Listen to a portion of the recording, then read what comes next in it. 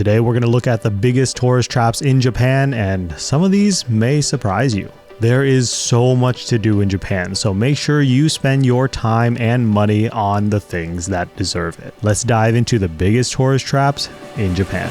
The next station is Tokyo.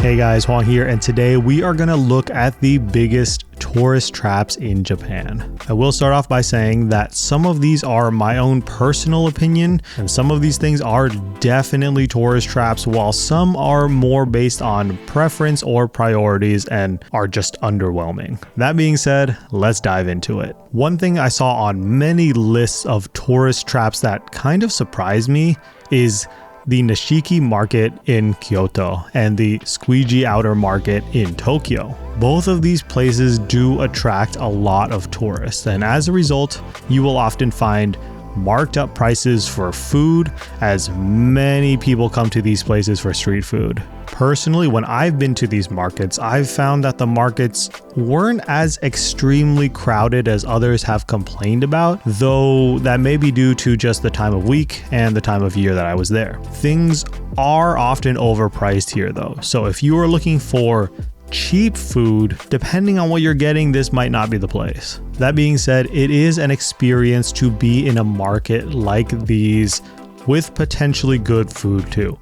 But due to the popularity of these two areas, some of the restaurants don't prepare the best food and focus more on quantity rather than quality. As a result, you end up paying more for not as great food. One of the things that are generally marked up at these two locations are the Wagyu skewers. They usually will make the prices pretty expensive for the amount of Wagyu that you're getting, and it's usually not the best cuts of Wagyu. The problem with market areas like these is that they tend to draw crowds, so it's hard to get that experience without some level of crowd, so there will always be people there. But in my opinion, if you wanted the marketplace experience, I think that you might as well make it a cultural experience as well. And I would personally recommend going to the streets outside of the Kiyomizu-dera Temple in Kyoto, where while crowded, and it can get very crowded during peak season, you can get, in my opinion,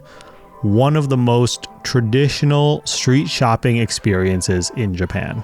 If you want more reasonably priced food and souvenirs, then go a bit farther from the main areas of these markets, even just a few minutes walking, and you will find much more reasonable food and souvenirs. This also applies to the Dotonbori area in Osaka. But then again, all of these places are very lively and fun, so it's still worth the experience. Just double check the prices before you pay for something. The next thing is specific restaurants that are actually tourist traps. First is the Menbaka Fire Ramen in Kyoto. This place is very expensive for a bowl of ramen, granted that you get it with a side of fire. This place is a social media and Instagram paradise, and as a result, the prices kind of reflect that. So if you want to just go and enjoy a bowl of ramen, this is not the place, because you can get much better ramen for much cheaper elsewhere,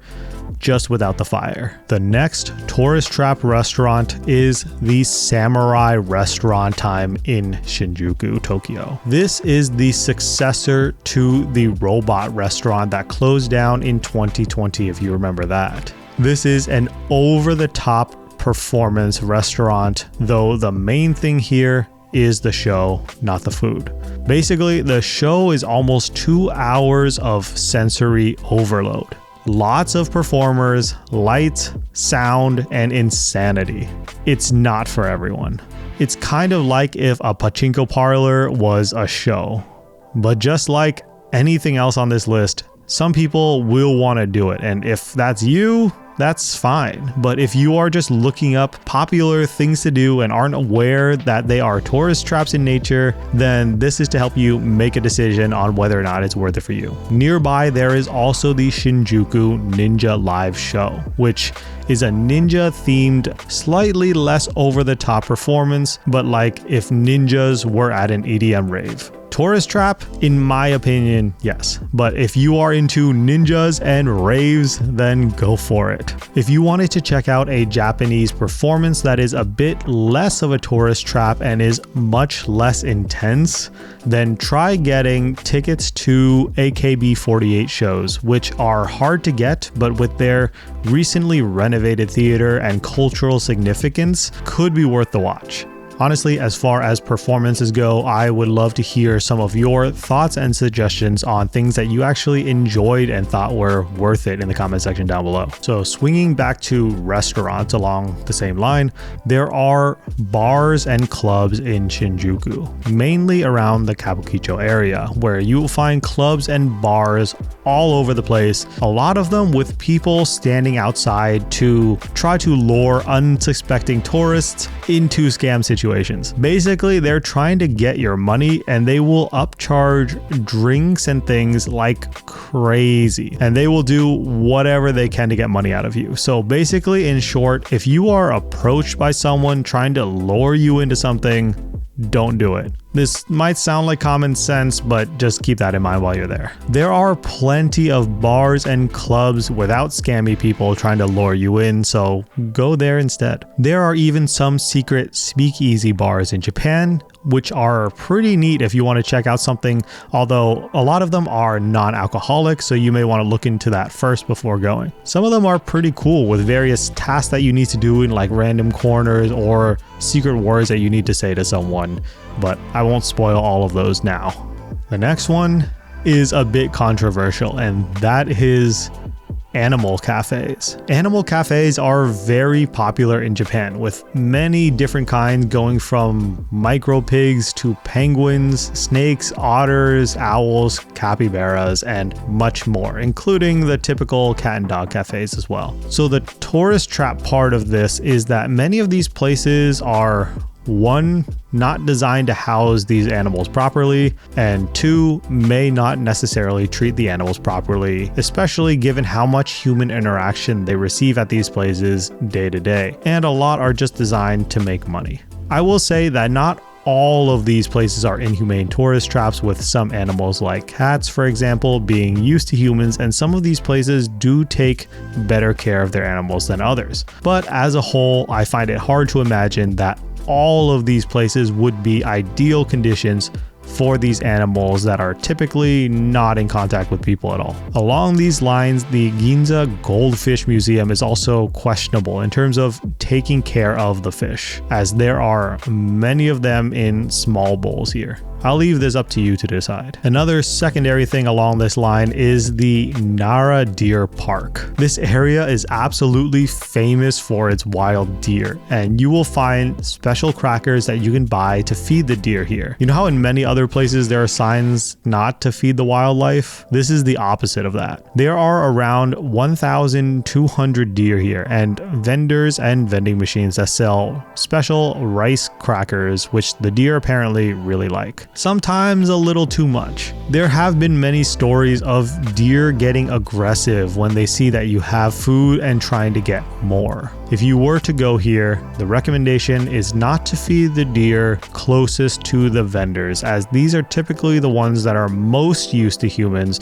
and are the most aggressive, but to wander a bit farther away to find the deer who are a bit more shy, but you can still feed. All that being said, if you are looking for some alternatives to animal cafes or the Nara Deer Park, you can check out the Tama Zoo, which strives for making the animals comfortable with large natural habitats. Or if you want to interact with some wild animals, you can check out the Jigokundai Snow Monkey Park, where you can soak in the hot springs with monkeys jumping around you. I go more into details about this monkey park and other places in my other guides, so go and check those out. Next item is go-karting, and this 100% is a tourist trap. In Shibuya, you can go-kart down crowded streets, getting stuck at every traffic light as you breathe in the pure exhaust from the cart in front of you while sitting in a noisy car that deafens both you and everybody in a 50-foot radius and makes all the locals roll their eyes at you. Yeah, locals hate this, and it's easy to see why. It can be dangerous for drivers as the go-karts are very low to the ground and can be pretty hard to see. It also causes a lot of pollution and noise. You also do need an international driver's license to drive one of these karts, which is not hard to get, but it's something else that you need to know should you decide that these are your people and you want to go do it. In my opinion, there are go-kart tracks elsewhere that let you go insanely fast and are in much safer scenarios both for you and everyone around you. So I think there are just better places to go go-karting. If you do want to drive something unique in Japan, try going to the Railway Museum where you can drive your own train car. How awesome is that? You will need to download the Railway Museum raffle app and enter for a raffle ticket to get a chance to drive the train. And it costs 600 yen, but for an experience like this, I think it's totally worth it. There are also various guided tours that offer to take you through Shibuya, especially around the famous Shibuya Crossing Scramble, aka the busiest crosswalk in the world, but this area is extremely walking friendly and is designed for exploring. It's fairly easy to navigate. I would skip the tour and go explore yourself. Moving along, we have the next tourist trap, Team Lab Planets. This may be a bit shocking for some, but this place has been overhyped due to the rise of social media. And don't get me wrong, I still think it's a neat place, but I don't think it's a must visit for everyone going to Japan, especially if you aren't into this kind of thing. Don't force yourself to go there. Team Lab Planets just completed their latest expansion in early 2025 and added more exhibits, though many Reddit posts do complain about how cramped the attraction is, with so many people flooding in there that it is nearly impossible to get any photos without millions of people in it as well. So there's also a lot of Reddit posts about people complaining that it smells like feet in there, and a lot of follow-up Reddit posts saying, hey, I keep seeing people saying it smells like feet in there, is it true? And I think in general, this is not the case. I could see there being some hot, sweaty days where that may be more noticeable, but on the average day there, I wouldn't think that this would be a concern, just to ease your fears a little bit. That being said, if you are afraid of this, or in my opinion, if you want a more pleasant Team Lab experience, albeit still very crowded, go to Team Lab Borderless, where you don't have to take your shoes off and where you can explore and wander the Team Lab world at will. Team Lab Planets is designed to funnel you through all of the rooms in one linear path, whereas Team Lab Borderless is designed to be borderless, allowing you to just go everywhere in whatever direction you want. There's no set path. Though Team Lab Borderless again is still very crowded, so you're not going to avoid the crowds there. If you want to check out something non-Team Lab related, then check out Small Worlds Miniature Museum, which has really neat mini worlds for you to explore, including a Sailor Moon world and an Evangelion exhibit. Next up, we have hiking Mount Fuji. Okay, so there are people who genuinely enjoy hiking mountains and all of that, and if that's you and you want to hike out Mount Fuji, go for it. From purely a tourist perspective, the mountain doesn't need to be on your travel itinerary, especially if it's your first time to Japan. I've seen a lot of posts about people asking how much time they need to set aside to hike Mount Fuji and if it's worth it, especially when they're spending like a week in Japan. And that means you're spending like at least 2 days preparing for hiking the mountain and all of that. And it's a lot of time that you could be doing other things. The hike itself is fairly strenuous and you do need a reservation and to pay the fee to hike Mount Fuji. And you should be in decent physical condition to do so. The views of the mountain itself are breathtaking, and using it as a backdrop to your photos is totally worth it. And if you are on the mountain, well, you don't get that mountain view. Not saying that the view from the top isn't great, but it's not, in my opinion, first trip to Japan great. And especially since Mount Fuji can be cloudy, with the chances of it being sunny less than 50% of the time throughout the summer climbing season. So if you do plan on going to climb Mount Fuji, make sure you'll actually be able to see something from the top instead of just seeing clouds. If you still want to hike a mountain, instead you could go to Mount Mitsutoge, where you will be able able to get an amazing view of Mount Fuji from the summit. Next is an iconic spot that is on nearly everyone's must-see spots on their first trip to Japan. This is the Fushimi Inari Shrine. This 1300-year-old shrine is the head of the Inari shrines in Japan, and hence why it is filled with so many torii gates, which have become iconic to Japan. It is said that there is somewhere around 10,000 torii gates here, though seemingly that has been disproved and there are closer to somewhere around 3,000 to 5,000 torii gates. But either way, there's still a lot, and for that reason, it's mesmerizing to go and to take photos as you can walk through and explore the endless amount of torii gates. The Fushimi Inari Shrine gets insanely crowded very quickly during the day. And I will say, if you aren't able to go early, like before 8 a.m., or you aren't able to go later in the day, it's not worth it. The crowds alone will prevent you from being able to enjoy anything. The shrine is open 24/7 and it is free to visit, so you could visit at night if you wanted to get some very unique photos of the shrine with no people and a different perspective. However, there are not very many lights here, so that's just also something to keep in mind. If you are just in it for the torii gates and you wanted some unique photos of those, check out the Motonosumi Shrine in Nagato, which offers breathtaking views of a path of torii gates leading to the sea. This is a more off the beaten path location as it is further out from bigger cities, but it is quite a stunning spot. If you want to see some torii gates and get that classic photo looking through all of them, but you aren't leaving Tokyo, check out the Anamori Inari Shrine, which is just a 6-minute train ride from the Haneda airport. It's a smaller shrine, but still has the row of torii gates, though this may also be crowded as it is in downtown Tokyo. There are also plenty of Inari gates all over Japan, so you don't have to go to the Fushimi Inari Shrine to see them, you just have to know where to look, but they're everywhere. Next is a place that has 38,000 reviews on Google, and this is Nijo Castle in Kyoto. One of the most famous things about this castle is the nightingale floors, which is the way they design the floors to chirp like a bird when stepped on to alert when people are around. Basically, so no one could sneak up on the shogun back in the day. However, in my opinion, the castle itself is very underwhelming due to its small size compared to other castles in Japan. It's not that big and there really isn't a whole lot to see outside, so mainly it's going through the interior of the castle and just enjoying the floors. Personally, I think there are better castles, so let's talk about that.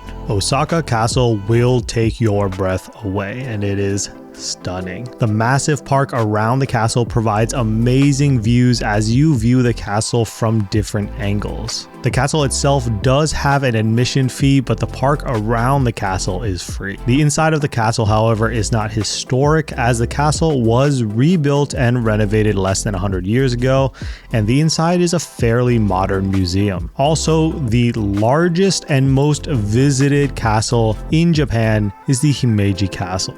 This castle is also known as the White Heron Castle and is a Japanese national treasure and was Japan's first UNESCO World Heritage Site. It is constructed almost entirely out of wood. Himeji Castle is one of Japan's 12 original remaining castles. So in my opinion, if you wanted to see a castle, check out Himeji or Osaka Castle over Nijo Castle unless you are only in Kyoto. Now we have two very popular locations, Universal Studios and Disneyland.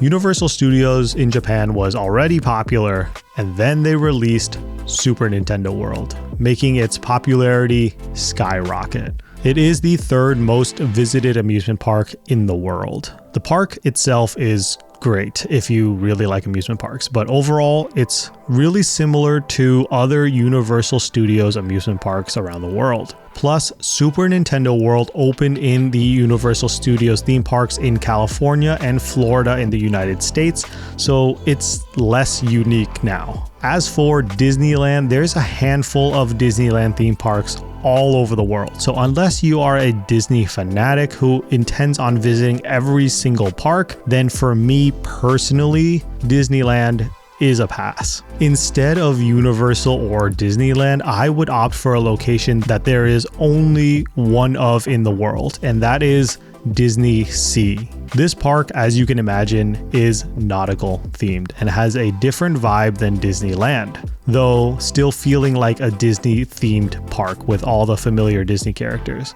Disney Sea's rides like the Raging Spirits and Journey to the Center of the Earth are also considered more intense than Disneyland's Space Mountain and Splash Mountain. So if you are into thrill rides, then take note of that.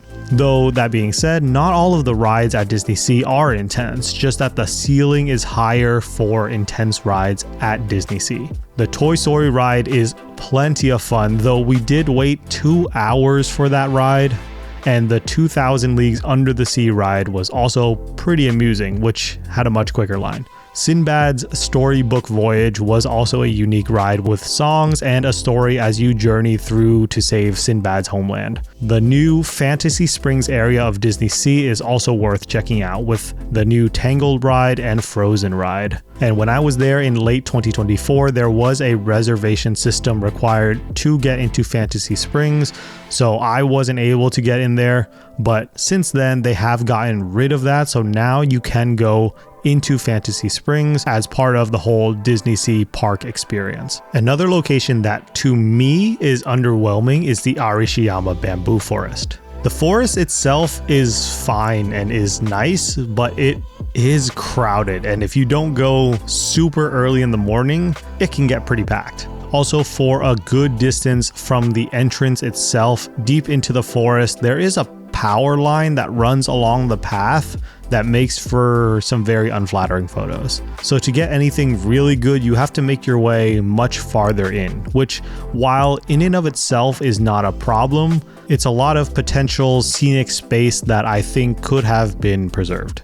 If you are going to the Arashiyama Bamboo Forest early to get photos without people in it, then you run into another issue in my opinion, and that is the main street area that is in front of the bamboo forest has tons of shops and activities, but none of those are open that early in the morning. So you would miss out on all those stores and activities if you go super early. Some alternatives besides the Arashiyama Bamboo Forest are the Takenomichi Bamboo Forest, which while not as famous, I think this spot has nicer paths, which could make for some really good photos. Also, the Kyoto City Raikusai Bamboo Park. This is a more hidden gem location and it is not nearly as popular, so it's worth checking out. Lastly, one more bonus item here, the Tokyo Tower. Yeah, that's right. The iconic red Eiffel Tower looking building that is probably the most recognizable building in the Tokyo skyline, in my opinion, is not worth visiting.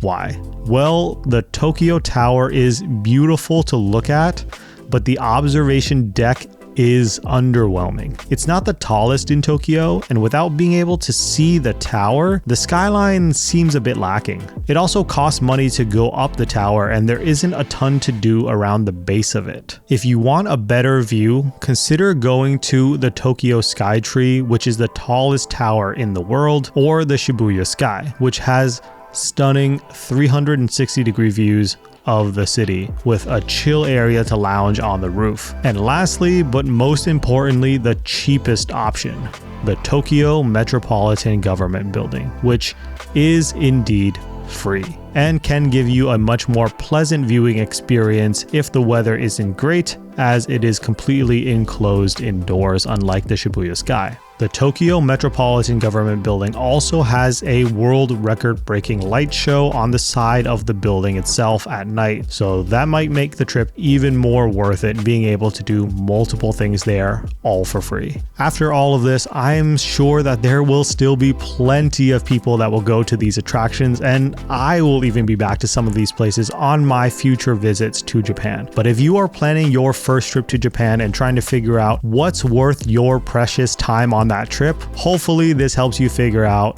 what's worth it and what isn't. What do you think is the most underwhelming thing in Japan? Let me know in the comments section down below, and I will see you guys in the next one.